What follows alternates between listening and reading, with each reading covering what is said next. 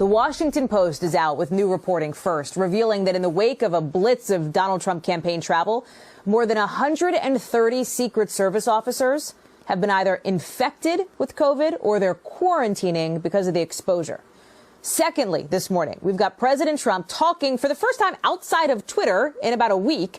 He's got a new interview out with the Washington Examiner. No surprise here, but he is continuing his defiant posture. He insists that after recounts and legal challenges, he thinks he's going to win Wisconsin, Pennsylvania, and Michigan.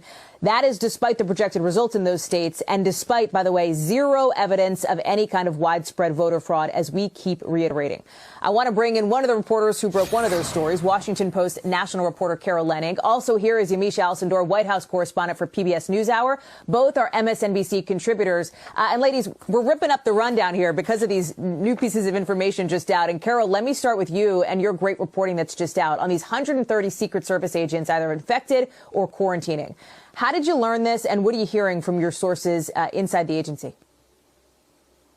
How we learned it was that a number of people inside the agency are sort of appalled at how sick people are getting.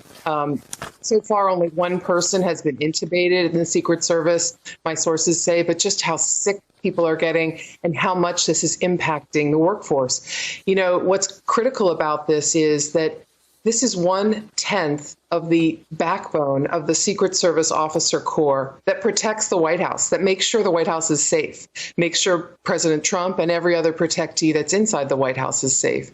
It's also the core backbone security force that protects the president when he travels. And large phalanxes of these folks had to travel to multiple cities in a campaign. That's a natural event, but it's not a natural event to campaign that hard and that many trips during a global pandemic.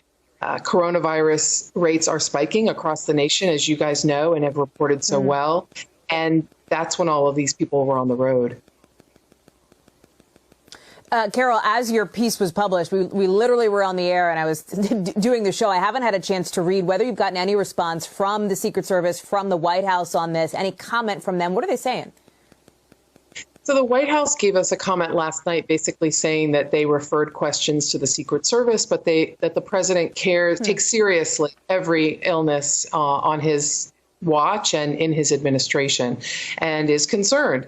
But the Secret Service did not provide us with any reply or response. They merely said they received our questions. I'm hearing more from sources now, so stay tuned. There could be more that we report, and I hope that the Secret Service will give a reply, because what we most want to know is how are you managing the security and the bubble around the White House when this many people are compromised?